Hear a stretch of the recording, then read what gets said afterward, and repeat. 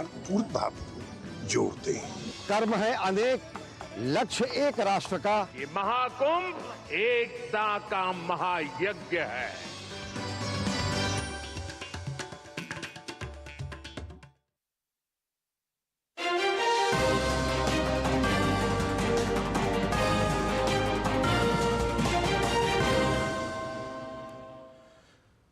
नमस्कार, DD news में आप सभी का बहुत बहुत स्वागत। मैं हूं असीम मिश्रा।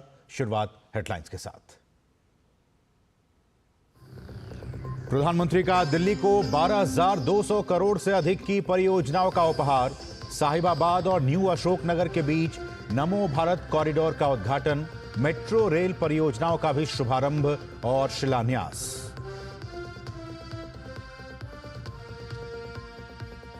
प्रधानमंत्री का दिल्ली की आप सरकार पर जोरदार कटाक्ष। रोहिणी में भाजपा की परिवर्तन रैली को किया संबोधित। कहा, हार सामने देखकर बौखला रहे हैं आपदा वाले। दिल्ली में भाजपा सरकार में बंद नहीं होगी जनहित की कोई योजना।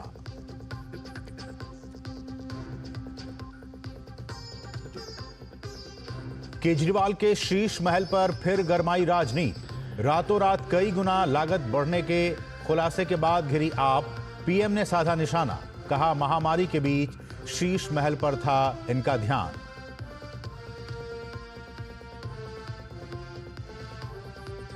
प्रगति यात्रा के दौरान बिहार के मुख्यमंत्री नीतीश कुमार ने आरजेडी सुप्रीमो लालू यादव पर कसा तंज।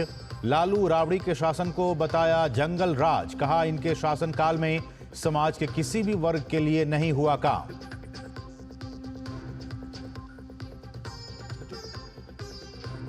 गुजरात के पोरबंदर में कोस्ट गार्ड का हेलीकॉप्टर दुर्घटनाग्रस्त।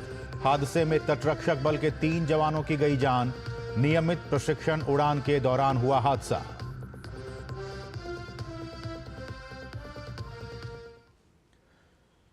और अब सभी खबरें विस्तार से। प्रधानमंत्री नरेंद्र मोदी ने आज दिल्ली में 12,200 करोड़ रुपए की विकास परियोजनाओं का उद्घाटन और उनकी आधारशिला रखी। इन परियोजनाओं में साहिबाबाद और न्यू अशोकनगर के बीच नमो भारत कॉरिडोर का उद्घाटन के अलावा दिल्ली मेट्रो फेज 4 के जनकपुरी कृष्णा पार्क खंड का उद्घाटन भी किया गया। इसके अलावा दिल्ली मेट्रो फेज 4 के रिठाला कुंडली खंड की आधारशिला भी रखी गई, जबकि दिल्ली के रोहिणी में केंद्रीय आयुर्वेद अनुसंधान संस्थान के लिए अत्याधुनिक सुविधाओं की भी आधारशिला रखी गई। इससे पहले गाजियाबाद के साहिबाबाद से न्यू अशोकनगर तक के 13 किलोमीटर लंबे नमो भारत रेल कॉरिडोर पर यात्रा की प्रधानमंत्री ने। यह करीब 4,600 करोड़ रुपए की लागत से बना है। इस दौरान प्रधानमंत्री ने यात्रियों से बातचीत भी की। इस कॉरिडोर के निर्माण से अब दिल्ली से मेरठ के बीच आना जाना काफी आसान हो जाएगा।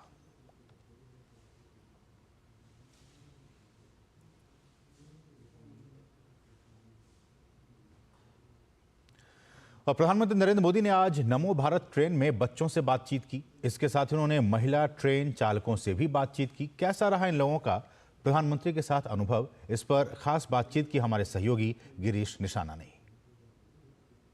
प्रधानमंत्री नरेंद्र मोदी ने नमो भारत ट्रेन में साहिबाबाद से लेकर न्यू अशोकनगर तक यात्रा की। अपनी इस यात्रा के दौरान उन्होंने कुछ बच्चों से भी बातचीत की। बहुत अच्छा लगा। मैंने उनको कविता सुनाई थी और ये मेरी मैम का ड्रीम था कि मैं उनके पास जाऊँ और उनको कविता सुनाऊँ।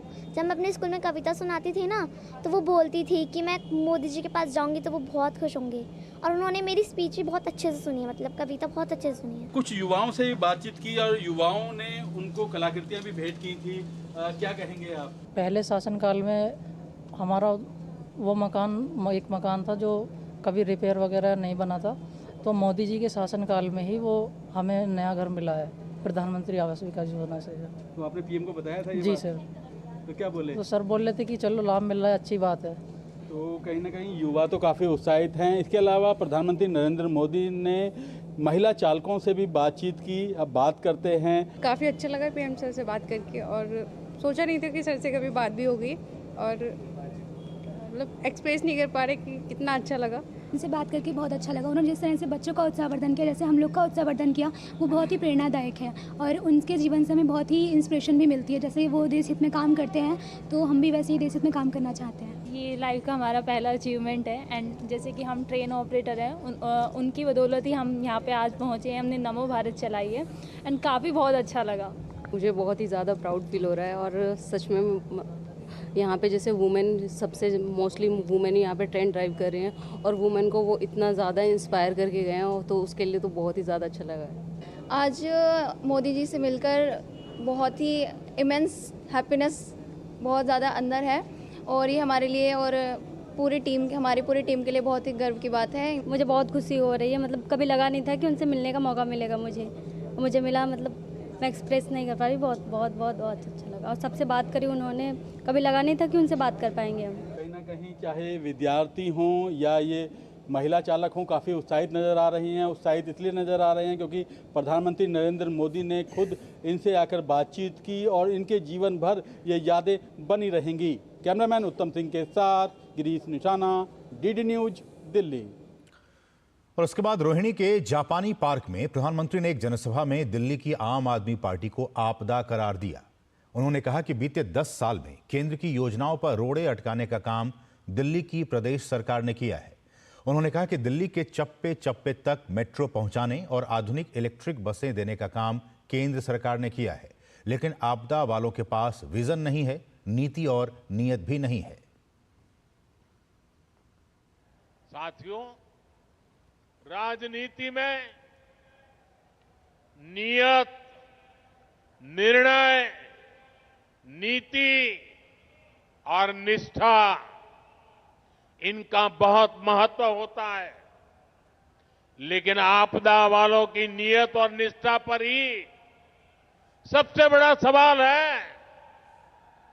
आप याद करिए, जन लोकपाल के मुद्दे पर इस पार्टी का जन्म हुआ। भ्रष्टाचार हटाना ये उनका मुख्य मुद्दा था, लेकिन आज इस पार्टी के ज्यादातर नेताओं पर करोड़ों के भ्रष्टाचार के मुकदमे हैं। दिल्ली में शराब घोटाला किसने किया? आपदा वालों ने। दिल्ली में स्कूल घोटाला किसने किया? आपदा वालों ने। दिल्ली ने गरीबों के इलाज के नाम पर किसने जनता के पैसे लूटे? आपदा वालों ने। दिल्ली में प्रदूषण से लड़ाई के नाम पर किसने करोड़ों का खेल किया? आपदा वालों ने। इनका मूल एजेंडा था और इसलिए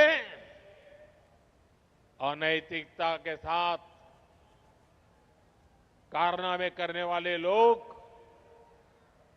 दिल्ली को आपदा बना करके, दिल्ली में आपदा ला करके, दिल्ली को आपदा में घेर करके तबाही की ओर ले जा रहे हैं।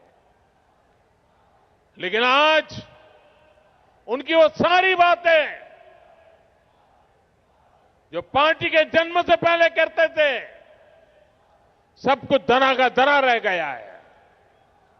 आपदा वालों के काम का कोई हिसाब नहीं है, लेकिन इनके कारनामे बेहिसाब है। ये तब होता है जब नीयत में खोट होता है और निष्ठा जनता के प्रति नहीं होती। प्रधानमंत्री ने कहा कि दिल्ली में चाहे मौसम जो भी हो, प्रदेश सरकार ने दिल्ली के लिए इसे आपदा बना दिया है। गर्मी में पानी की आपदा, बरसात में जलभराव की आपदा, सर्दी में प्रदूषण की आपदा, गंदगी की आपदा, ये बना रखा है बड़े बड़े दावे करने वाले लोगों ने। उन्होंने कहा कि जब कोरोना में दिल्ली वाले ऑक्सीजन और दवाइयों के लिए भटक रहे थे, उसी वक्त दिल्ली में शीश महल तैयार हो रहा था। बजट से 3 गुना पैसा ज्यादा खर्च किया गया। दिल्ली पर आपदा लाने वाले ये झूठा आरोप लगाते हैं कि केंद्र सरकार उन्हें काम नहीं करने देती, केंद्र सरकार उन्हें पैसे नहीं देती। ये कितने बड़े झूठे हैं, इसका उदाहरण इनका शीश महल है। आज ही एक बड़े अखबार ने सीएजी रिपोर्ट के आधार पर शीश महल पर हुए खर्च का खुलासा किया है। और साथियों, आपको ये जानकर के पीड़ा होगी, दर्द होगा। अरे पूरे देश के लोग चौंक जाएंगे जब दिल्ली के लोग कोरोना से जूझ रहे थे, जब दिल्ली के लोग ऑक्सीजन और दवाओं के लिए भटक रहे थे, तब इन लोगों का पूरा फोकस अपना शीश महल बनवाने में था।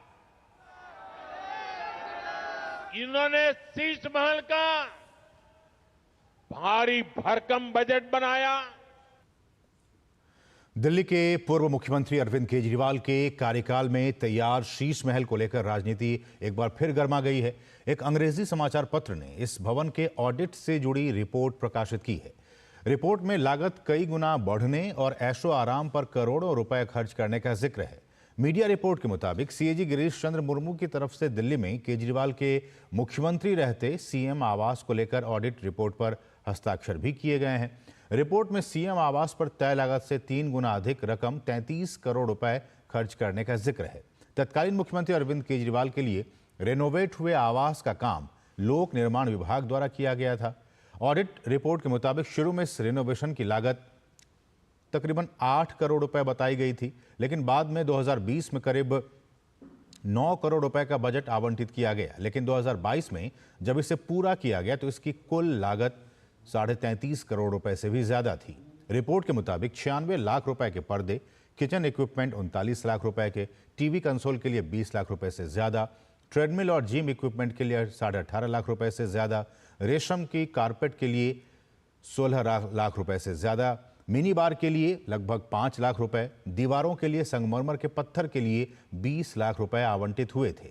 हालांकि इसकी लागत 66 लाख रुपए से अधिक तक पहुंच गई।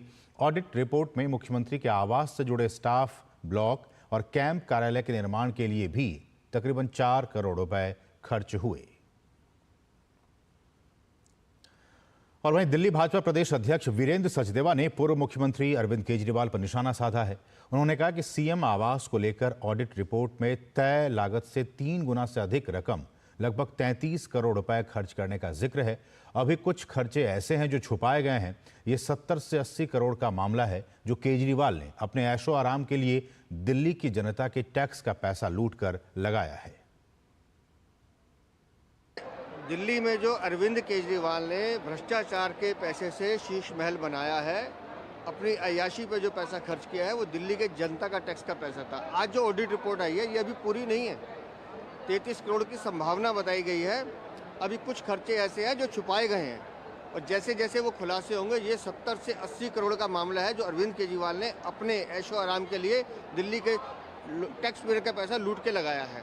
तो दिल्ली वालों को अब सोचना पड़ेगा कि एक आपदा सरकार जिसने आपदा के समय दिल्ली को आपदा में डाला है और कैसे दिल्ली को लूटने का काम किया है, ये खुलासे जैसे जैसे खुलेंगे इन भ्रष्टाचारियों का नंगा चेहरा सामने आएगा। दिल्ली विधानसभा चुनाव के अधिसूचना जारी होने के अब कुछ ही दिन बाकी रह गए हैं। सभी पार्टियों ने चुनाव में बेहतर प्रदर्शन करने के लिए कमर कस ली है। दिल्ली विधानसभा चुनाव के लिए भारतीय जनता पार्टी ने सॉन्ग जारी किया है जिसमें दिल्ली सरकार के झूठे वादों और परिवर्तन पर फोकस किया गया है।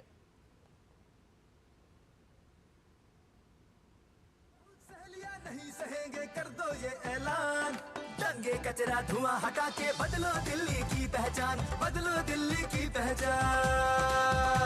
बहाने नहीं बदलाव चाहिए, दिल्ली में भाजपा सरकार चाहिए, दिल्ली में भाजपा। सैकड़ों बांग्लादेशियों के अवैध रूप से भारतीय पासपोर्ट बनवाकर उन्हें भारत में सेटल करवाने के मामले में पश्चिम बंगाल पुलिस ने अब्दुल हई नाम के एक रिटायर्ड सब इंस्पेक्टर को गिरफ्तार किया है। यह रिटायर्ड सब इंस्पेक्टर लंबे वक्त तक पासपोर्ट डिवीजन में तैनात था। उसे पासपोर्ट बनाने की पूरी जानकारी थी और रिटायर होने के बाद वो सैकड़ों बांग्लादेशियों के अवैध रूप से भारतीय पासपोर्ट बनवाकर भारत में सेटल करवा दिया था। उसके ठिकाने से पुलिस को बहुत सारे भारतीय पासपोर्ट मिले हैं। बात महाकुंभ की जाए तो प्रयागराज में महाकुंभ की तैयारियां जोरों पर हैं। इस महाकुंभ में करीब 40 करोड़ श्रद्धालुओं के आने की उम्मीद है। इस दौरान लोगों के लिए संचार व्यवस्था अच्छी रहे, इसके लिए सरकारी और निजी कंपनियों ने कई जगहों पर टावर लगा रहे हैं। इस बारे में प्रयागराज महाकुंभ से और जायजा लिया हमारे सहयोगी रामेंद्र सिंह ने।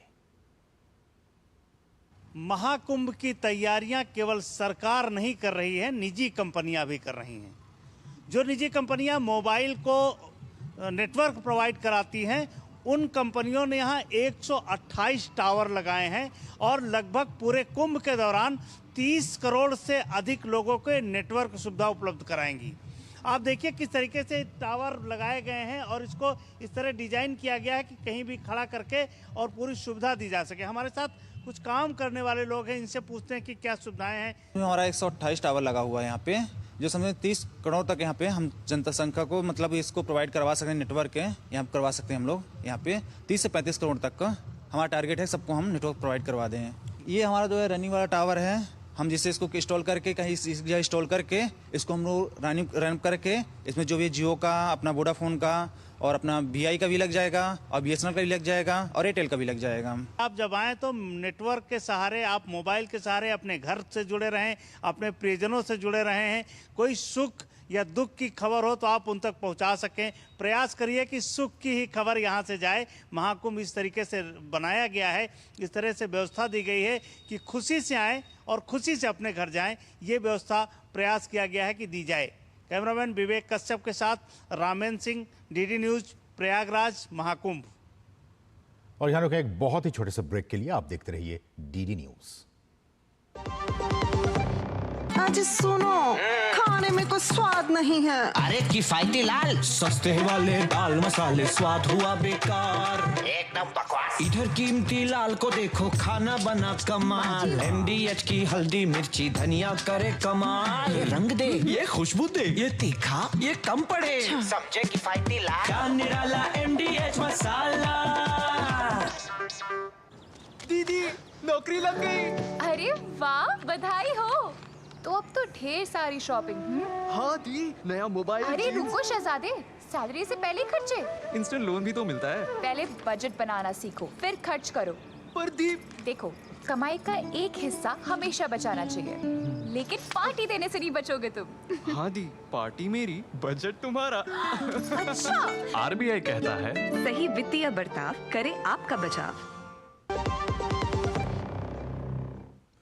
ब्रेक के बाद आपका फिर से स्वागत है। खबर बिहार से है, जहां बिहार में RJD सुप्रीमो लालू यादव के पाला बदलने के ऑफर पर अब मुख्यमंत्री नीतीश कुमार की प्रतिक्रिया सामने आ गई है। नीतीश कुमार ने कहा है कि इन लोगों ने कुछ भी काम नहीं किया है। अब पहले जो था वो सबको खूब प्रेस वाला देते हैं। अरे हम तो 2 बार गलती से उस सबके साथ जोड़ दिया, अब तो हम फिर पुराना साथी में है। तो दूसरी समय ना हम किए जी, तो सब कोई काम किया, कोई महिला का शाम के बाद कोई निकलता था और कोई महिला को किया। हम लोग कितना ज्यादा पुरुष के लिए, महिला के लिए, हर जात के लिए, हिंदू का, मुस्लिम का, अपर कास्ट, पिछड़ा, अति पिछड़ा, दलित, मादर, सबके लिए हम लोगों ने काम किया। बढ़ेंगे आगे। भारतीय तटरक्षक बल का एक हेलीकॉप्टर गुजरात के पोरबंदर में दुर्घटनाग्रस्त हो गया, जिसमें 3 लोगों की मौत हो गई। तीनों मृतक चालक दल के सदस्य हैं। नियमित प्रशिक्षण के दौरान यह हेलीकॉप्टर दुर्घटनाग्रस्त हो गया। बताया जा रहा है कि पहले हेलीकॉप्टर क्रैश हुआ और फिर इसमें जोरदार धमाका हुआ। यह घटना पोरबंदर में तटरक्षक वायुसेना के एयर एनक्लेव में हुई। पोरबंदर एयरपोर्ट पे आज दोपहर 12:10 पे इंडियन कोस्ट गार्ड का एक एडवांस लाइट हेलीकॉप्टर जो लैंडिंग कर रहा था, वो लैंडिंग के टाइम पे ये हेलीकॉप्टर क्रैश हुआ। उस टाइम पे चॉपर में 3 क्रू मेंबर्स मौजूद थे। तीनों को रेस्क्यू करके पोरबंदर की हॉस्पिटल में लाया गया, लेकिन अनफॉर्चुनेटली इस दुखद घटना में तीनों जवानों की डेथ हुई है। नई दिल्ली के भारत मंडपम में चल रहे ग्रामीण भारत महोत्सव में नाबार्ड ने 180 से ज्यादा स्टॉल्स लगाए हैं। जहां भारत के ग्रामीण क्षेत्रों की बहुरंगी और सशक्त तस्वीर दिखाई दे रही है। यहां पर देश भर के जीआई टैग वाले उत्पादों के साथ ही स्व सहायता समूह और ऑर्गेनिक उत्पादों को भी प्रमुखता से प्रदर्शित किया गया है, जिनकी दुनिया भर में एक खास पहचान बन रही है। इसका जायजा लिया हमारे सहयोगी अजीत द्विवेदी ने। भारत मंडपम में चल रहे ग्रामीण भारत महोत्सव में नाबार्ड के द्वारा 180 से ज़्यादा यहाँ पर प्रदर्शन लगाए गए हैं, स्टॉल लगाए गए हैं, जहाँ पर कि देश भर के जो प्रोडक्ट हैं, जिसमें कि जीआई प्रोडक्ट, साथ ही जो है जो स्व सहायता समूह हैं देश भर में, उनके द्वारा बनाए गए जो विशेष प्रोडक्ट हैं वो यहाँ पर प्रदर्शित किए गए हैं। ऐसे ही यहाँ पर जो मुरादाबाद है, वहाँ के इकराम हुसैन हैं, जो यहाँ पर कि ये पीतल पर नक्काशी जो है वो कर रहे हैं। आप देख सकते हैं किस तरीके से यहाँ पर नक्काशी की जा रही है, बर्तनों में ये नक्काशी की जाती है। इकराम जी हमारे साथ हैं। इकराम जी, क्या बना रहे हैं आप? प्रधानमंत्री से क्या बात हुई थी आपकी? देखना, मेरे स्टॉल पर माननीय प्रधानमंत्री जी आए और मुझे बहुत अच्छा लगा। उस टाइम में प्रधानमंत्री जी की, माता जी की और प्रधानमंत्री जी की पिक्चर बना रहा था और उस पिक्चर को देखकर माननीय प्रधानमंत्री जी इतना खुश हुए, बहुत ही खुश हुए। इस तरीके से यहाँ पर देखिए ये कितनी बारीक नक्काशी जो है वो की गई है और नक्काशी के बाद रंग जो है वो भरे हुए हैं, इसमें रंग भरे गए हैं और ये बहुत ही खास ये कलाकृति है जो कि मुरादाबाद हालांकि पीतल के बर्तनों के लिए पूरे दुनिया में जाना जाता है। इसके अलावा आप देख सकते हैं कि यहाँ पर किस तरीके से लकड़ी का काम जो है वो हो रहा है यहाँ पर, और राम जो मंदिर की प्रतिकृति जो है वो यहाँ पर बनाई जा रही है। यहाँ पर एक तरीके से यहाँ पर उसको उकेरा जा रहा है। तो यहाँ पर राजस्थान के कारीगर भी हैं जो कि यहाँ पर जो ऊँट का चमड़ा है उस पर जो है ये कलाकारी ये कर रहे हैं। हम उनसे बात करेंगे। ये उस्ता कला का मैं काम करता हूँ और ये जो ऊँट के चमड़े पे सोने की नक्काशी का जो काम हो रखा है उसको उस्ता कला कहते हैं। और ये कला हम लोगों की फैमिली बेस्ड कला है और इस कला के अंदर मतलब परंपरागत चलती आ रही है हम लोगों के। और इस कला से मेरे को भी 2017 के अंदर राष्ट्रपति पुरस्कार से सम्मान मिल चुका है। हमारे साथ बात करने के लिए पार्थो साहा जी है जो कि सीजीएम है नाबार्ड में। सर, किस तरीके से पूरा ये यहाँ पे स्टॉल्स लगाए गए हैं, क्या खासियत है इन स्टॉल की? ग्रामीण कलाकृतियों को और गांव में क्या तरक्की हुई है पिछले, खास तौर पे पिछले 10 सालों में, और कुछ हद तक नाबार्ड के जो भी कार्यकलाप रहे हैं उससे लोगों पे क्या असर पड़ा है, उनका कितना विकास हुआ है, आर्थिक क्या विकास हुआ है, उस पर जोर है। पिछले 3 साल यानी इस साल के 9 महीने और पिछले 2 साल को अगर जोड़ा जाए तो अब तक 230 यानी कुल करीब 620 जीआई रजिस्ट्रेशन आज तक हुए हैं पिछले 20-25 सालों में, और उसमें से 230 हुए हैं पिछले 3 सालों में। पूरे भारतवर्ष के हर एक प्रदेश की एक एक झांकी है जो आपको बताएगी कि हमारे प्रदेश में क्या मुख्य उत्पाद होते हैं और हम कहां तक सफल हुए हैं। और ये दिखाता है कि ग्रामीण भारत जो है वो कितना समृद्धशाली है, कितना कौशल से युक्त है, और इसी ग्रामीण भारत की जो झलक है, उसके कौशल की झलक है, उसकी जो उत्पादों की झलक जो है वो यहाँ पर भारत मंडपम में दिखाई दे रही है। कैमरामैन अनिकेत के साथ अजीत द्विवेदी, डीडी न्यूज, दिल्ली। और अब जो खबर है वो खेल जगत से है। सिडनी टेस्ट हारने के साथ ही भारत का ऑस्ट्रेलिया दौरा भी खत्म हो गया है। ऑस्ट्रेलिया की टीम विश्व टेस्ट चैंपियनशिप के फाइनल में पहुंच गई है। वहीं दूसरी तरफ भारतीय टीम के लिए आलोचना की कड़ी और लंबी हो गई है। वैसे केवल पर्थ टेस्ट को छोड़ दिया जाए तो बाकी 4 टेस्ट में टीम इंडिया के बेस्ट सितारे फ्लॉप रहे और इनका ना चलना ही टीम की सीरीज हार का बड़ा कारण भी बना। तो आइए जानते हैं कि कौन से वो सितारे थे जो इस पूरी सीरीज के दौरान फीके रहे। पर्थ टेस्ट को जीतकर शान से बॉर्डर गावस्कर ट्रॉफी का आगाज करने वाली टीम इंडिया से आखिरकार सिडनी में आकर इस ट्रॉफी पर 10 साल से बरकरार कब्जा छूट गया। सिडनी टेस्ट को ऑस्ट्रेलिया ने 6 विकेट से अपने नाम किया और बॉर्डर गावस्कर ट्रॉफी को 3-1 से जीत लिया। ऑस्ट्रेलिया की टीम ने 2014-15 के बाद पहली बार बॉर्डर गावस्कर ट्रॉफी को 3-1 से अपने नाम किया। ऐसे में अगर इस हार के गुनहगारों को देखा जाए तो इसमें सबसे पहला नाम रोहित शर्मा का आता है। रोहित शर्मा ने बॉर्डर गावस्कर ट्रॉफी सीरीज के 3 मैचों की 5 पारियों में 6.20 के औसत से सिर्फ 31 रन बनाए और उनका सर्वाधिक स्कोर 10 रन रहा। यानी टीम इंडिया के लीडर का ये हाल रहा तो बाकियों को क्या कहा जाए। इस कड़ी में दूसरा नाम विराट कोहली का है। विराट कोहली ने 5 मैचों की 9 पारी में 23.75 के औसत से सिर्फ 190 रन बनाए। पर्थ टेस्ट की शतकीय पारी को हटा दिया जाए तो इस बल्लेबाज ने 8 पारियों में सिर्फ 90 रन बनाए। मिडिल ऑर्डर में कोहली का रन बनाना बेहद जरूरी था, लेकिन कोहली लगातार फ्लॉप होते रहे। वहीं इस क्रम में तीसरा नाम शुभमन गिल का है। तीसरे नंबर पर बल्लेबाजी करने वाले शुभमन गिल ने भी बेहद निराश किया। गिल ने 3 मैच की 5 पारियों में 18.60 के औसत से 93 रन बनाए, जबकि ये वह क्रम था जहां टीम को संभालने और पारी को आगे बढ़ाने में रन बनाना बेहद अहम हो जाता है। हार के चौथे बड़े कारण रवींद्र जडेजा रहे। रवींद्र जडेजा पूरी सीरीज में ना तो बल्ले से और ना ही गेंद से कमाल दिखा पाए। इस सीरीज में जडेजा के बल्लेबाजी परफॉर्मेंस को देखें तो इस बल्लेबाज ने 3 मैच की 5 पारियों में 27 के औसत से 135 रन बनाए, जबकि वहीं गेंदबाजी में 3 मैच की 4 पारियों में वो सिर्फ 4 विकेट ही ले पाए। सिडनी टेस्ट मैच के तीसरे दिन जडेजा से बड़ी पारी की उम्मीद थी, लेकिन वो खुद को इस उम्मीद पर खरा नहीं उतार पाए। We must prepare specialist test players, at least the batsmen. There were 6 or 7 fast bowlers were taken to Australia, and look what happened. Australia won in 27 overs. So this was just with minus Bumrah, the reality check was there.